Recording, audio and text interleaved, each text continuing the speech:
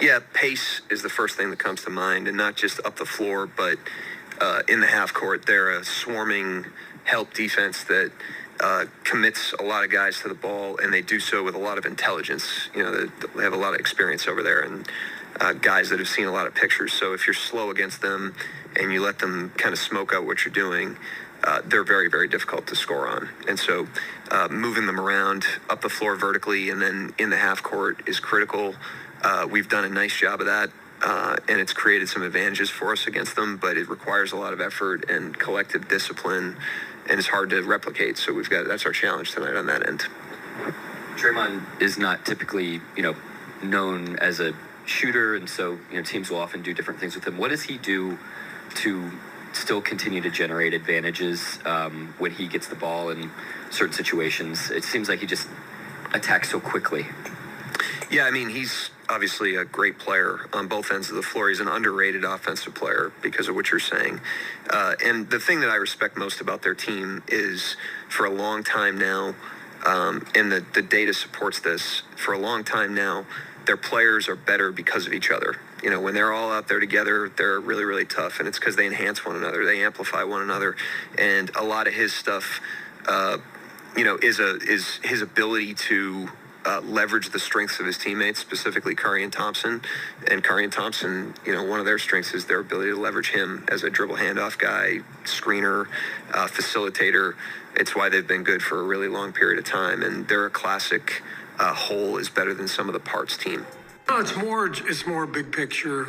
I've got to see. I mean, I think with Draymond's suspension, we didn't really get a chance to see this group for, the full quarter of the season that we're all talking about. So it's just been a weird start to the year. A lot of things, a lot of different moving parts. So I'm gonna give him another chance here, and we'll see how it goes. But I mentioned this the other night, but Loon is at his best when other guys are clicking, so that he can really play his role. And I always felt as a player, I was a role player my whole career. I was never a starter like Loon, but role players find their role a lot easier playing, next to stars. It's just kind of the way the game works. And so Loon has found his niche here with this team over the years, understanding how to play with Steph and Klay and Draymond, and, all of the screening and, the defensive detail, the rebounding. It all goes hand in hand with kind of the way we've played. So I think the fact that our team hasn't quite clicked has actually affected Loon's effectiveness. 29 turnovers tonight. How do you kind of just do that as the story of the game? I think there's a lot that goes into it, but definitely a crucial part of the game. I think turnover margin is pretty big, 29 to 9 for them. But I think it was a collective of things. The way we started the third quarter kind of set the tone for the second half. They got back into it right away. I think we did a good job of crawling back in and taking the lead at one point, and then, a bunch of stuff here or there could have been different. How would you kind of describe the collective frustration level? I mean, you guys have been not only in the last 3 road games, but really kind of up big in all 3, and obviously Boston. Yeah, I think it's just super demoralizing just because it's always something like different each game that happens. Like, damn, this didn't happen, we won and lost. And we're in every single game, like you mentioned. But it's just like hard to put your finger on like what is the one thing that we need to work on, because every game it seems like it's something different. I know coaches talked about fouling and not turning the ball over, which obviously we turned the ball over a ton, and they shot what did they shoot, 36 free throws, and we shot 23, so we fouled quite a bit. But it's just super frustrating for all of us, just because it's always feels like something different every game. That's like one way or the other we could have won.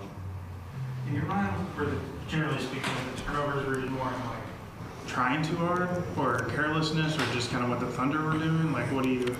I think it's just a little bit of both. I think a lot of times earlier, a lot of our turnovers are careless, or we kind of just throw the ball around, and we end up turning the ball over.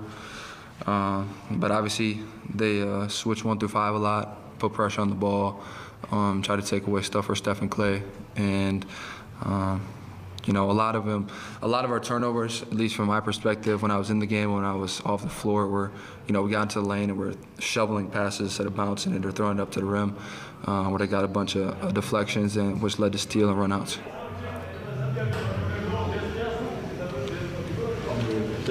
Yes, sir. 29 turnovers is kind of a record for you guys. Is that what stings the most as you look at that box score?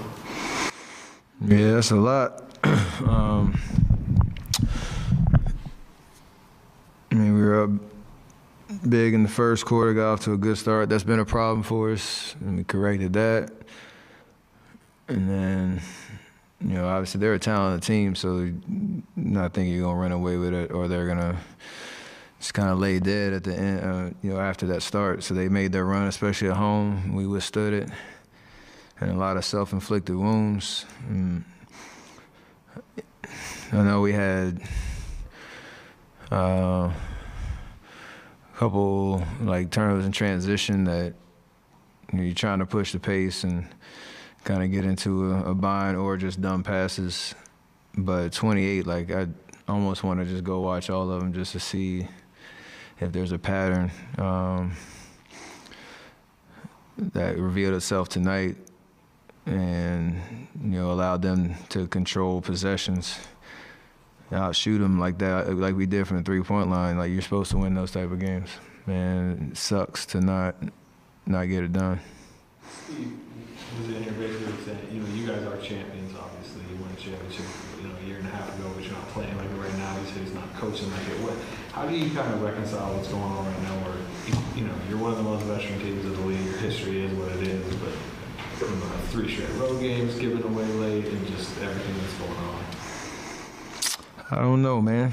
Got to figure out how to stop talking about it and do it, or else you'll be, you know, into the new year with the same problem. So whatever it is, you know, if it's within our control, we got to do it if we're going to be any type of a serious team.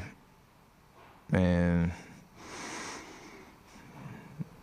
yeah, I'm kind of sick of talking about it too. You just got to go do it. Are you finding something with Kuminga in the way, you know, I mean, we know he's at moments the last 3 years, but you guys are closing 2 straight games. He's playing hard. He's playing aggressive. He's playing with force. He gives us, you know, athleticism and energy. He's taking what defense gives him. You know, that's what he's asked to do. So for, you know, him to keep being ready, you know, making plays he feel like he's supposed to make, impacting the game the way he knows he can every night, it's only going to continue to get better. You know, for him personally, that's, you know, 2 solid games. I know it's whatever that plus minus is, but like 2 solid games where he made his presence felt out there, and that's all you ask for. Obviously, the Thunder's been rebuilding the last few years, having played them, you know, 4 times already this season. I'm curious, what stands out to you about them and kind of what they're building as they kind of emerge as a legitimate team? I mean, they have a certain style. It's obviously centered around Shea and the way that he's playing. He can control the tempo. He gets whatever shot he wants. Just matter if he's making it or not. And they put pieces around him that are threats and can space the floor. You got guys that are comfortable with the ball in their hands, whether it's playmaking or finishing. You know, Jalen Williams, the guard, he look at his stat line tonight. He made a lot of tough shots and created a lot of stuff on his own. So they give you a lot of different looks and problems, you know, of who to key in on, because you send a lot of attention to Shea. Somebody else can create, and that's their identity, and when it works, they're a tough team to guard. And it's worked a lot this year. You've played a lot of big games in this building.